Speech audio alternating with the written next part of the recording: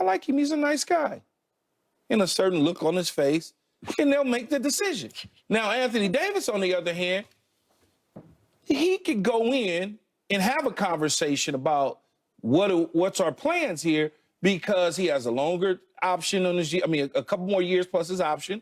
And he essentially, when LeBron is gone, he'll be 3 years from now, he'll be older, right? He'll be a little bit older. But as Rachel mentioned in the last segment, 30 plus years old really isn't that old in the NBA anymore. We're not talking about 39. So his influence is probably a little stronger, right? Which is, hey, LeBron likes him. I like him too. And that's pretty much it. And then they just pin it on Anthony Davis, which is fine. There's nothing wrong with LeBron James saying, I like JJ Redick as our coach. There's nothing wrong with it, because if it goes wrong, we gonna pin it on LeBron any damn way, regardless. No, regardless. And if it goes right, guess what we gonna say? Man, LeBron is a great general manager. No matter what the case is, he can't win in this situation at all because he's LeBron James. I don't know why people have to put out there that he has had no influence or conversation, which is a damn lie. You know damn well they had a conversation with LeBron James about who they gonna hire as a coach. He wasn't sitting at Kendrick Lamar's concert not knowing that JJ Redick wasn't getting ready to be hired. Oh, yeah. Look, if you look at those reports, you're absolutely right. The headline is he wasn't involved. But the second sentence after that, in every single one, is clarifying he wasn't involved in talking to the Lakers front office directly. No. And I actually do. I do believe that that's true. I do believe that he didn't go in and say anything to Jeannie or to Rob Pelinka. I don't need to. But being involved can come in a lot of different ways. Exactly. And here is what we know. We know that when Dan Hurley was a candidate for the job, he and LeBron started exchanging text messages. In fact, Dan was kind of excited to talk about it when he spoke to Colin Cowherd. He was like, LeBron's texting me all of a sudden. And he described how LeBron was talking to him about the team, about what they might do on the court, specifics, things about how the next season would go.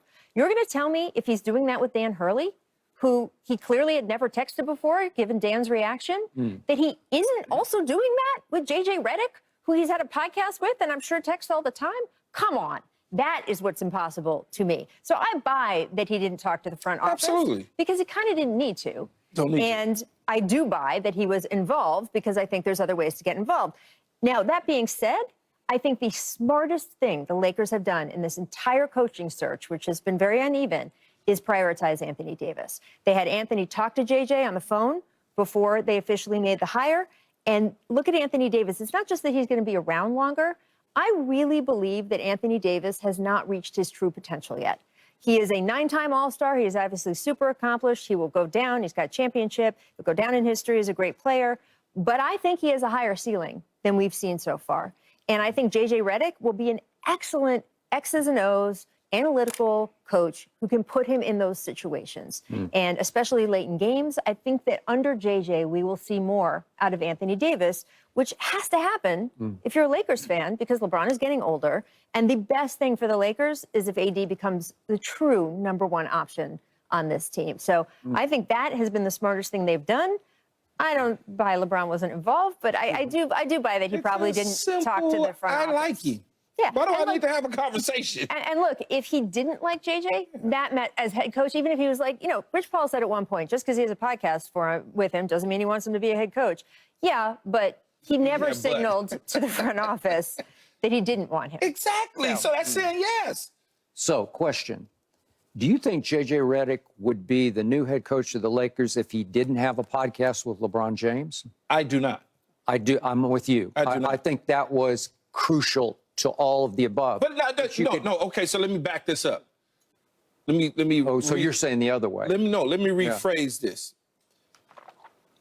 The podcast has nothing to do with him being hired as the Lakers head coach. What the podcast has done is opened up our eyes to see their relationship. That's it. But it didn't have to happen that way, because if LeBron James said, hey, I like Rachel Nichols to be our head coach because that would be inspired. Actually, we hang out together. I think they're gonna hire who LeBron says. Somebody missed a bet on that. They're gonna hire who LeBron says hire.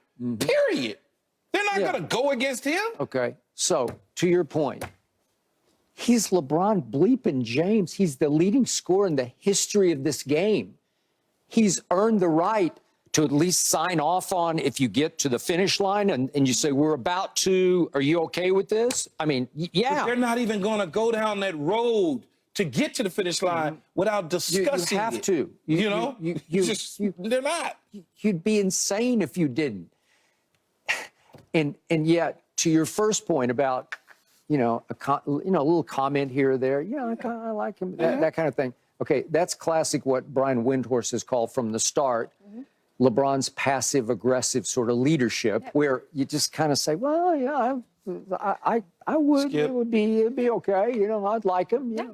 Yeah, okay, right? That's the way it happens in life in general. No, Think about it. I will say that is his leadership style. It doesn't mean that it's bad. Great. There are people who do better when they're not out front making the decisions. Yes. And he is always more of the pulling strings guy, sort of the tweets to the front office around the trade deadline, all of that stuff. There's nothing wrong with that. But there's no doubt that that's what it is. Yeah, you simply drop a few little breadcrumbs with a smile, and you say, if you're smart enough, you'll pick it up. That's it. Is LeBron a little beaten up over the fact that, to your point, everything that goes wrong, they say, well, it's your fault. So did he want a little bit of plausible deniability here where he could at least say, well, don't blame me because it blew up in everybody's face?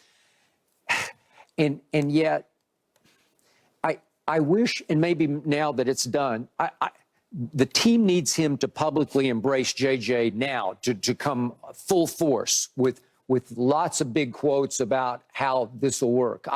They do. They don't need it right now. Yeah. They need it when it starts to work. Well, but pretty because soon if you do it now, Skip, and it does not work, guess what happens? He now gets all of the negativity because he will have come out and blessed you already said he'd get it anyway. But he doesn't see it that way. He wants to, as you said, Plaza Madal, he wants to sit back and see it unfold. Once it unfolds, then you'll come out and, hey, everything's all good. Well, it's going to come up before then, though, Keyshawn, because first of all, I don't expect him to publicly sign off on him right now because LeBron is holding his leverage that he might not be with this team next year. By the way, we'll talk about that. I agree with you. But it's still something the Lakers front office has to worry about. And then we get to July 5th. That is the start of Team USA training camp. And that is going to be interesting because LeBron will be in front of a bunch of microphones, and then we'll know what he really thinks. Do you think LeBron will show up at JJ's introductory press conference here in LA? Yeah. I don't. Yeah, they always show up. I've seen them always go to the head coach's press conferences. Would he speak? What do you think? He doesn't normally speak. No, but they always show up, though. He always, because he's there working out and stuff like that. Yeah, I almost feel a guarantee that he will be at the press conference. Okay. I don't know if it's before he officially opts out or signs. Oh, that's another. It is before. I mean, you expect them to formally introduce JJ Redick before the draft, and the draft is before LeBron's opt-out. So I just. Okay, good point. That's true, too. I didn't think about that. Okay, now back to Anthony Davis. This is just me from a distance, and you know him much better, but I'm just sort of reading tea leaves along the trail. To me, Anthony is more of a follower than a leader, and he looks up to LeBron the way very few players have ever looked up to any other player, where he's always been in awe of him. He is his big brother. He is his mentor.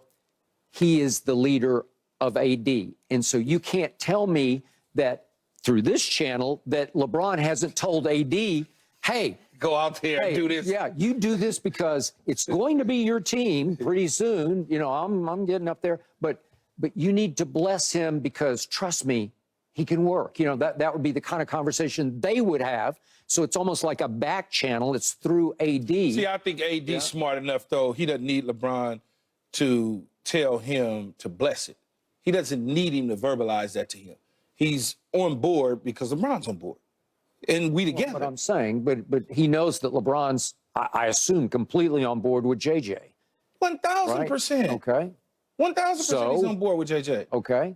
How can I sit across from you and have a working relationship, and then my team wants to hire you, that I'm going to poo-poo it? No. I'm going to bless it in my own way. When they first started these conversations about JJ possibly joining the Lakers, LeBron James didn't say, he didn't see him frown up or nothing. He talked about X's and O's. Then all of a sudden, Mike Krzyzewski's involved with the hiring committee, all of those sort of things. And that's okay. There's nothing wrong with those sort of things. LeBron just doesn't want to be the guy that hires the head coach. And I don't blame him for that. I am not at all. He doesn't want to be the guy that fired Darvin Ham. But if you're watching it from afar, it's very obvious, easy to see that Darvin Ham doesn't have a job because of the two superstars. You mean just because LeBron was jumping up and down 6 feet in the air about not getting a challenge? Oh, my God. It was obvious to you? Yes, I don't know. very obvious. You really read tea leaves there. Very obvious. Like, I can't play another year with this guy.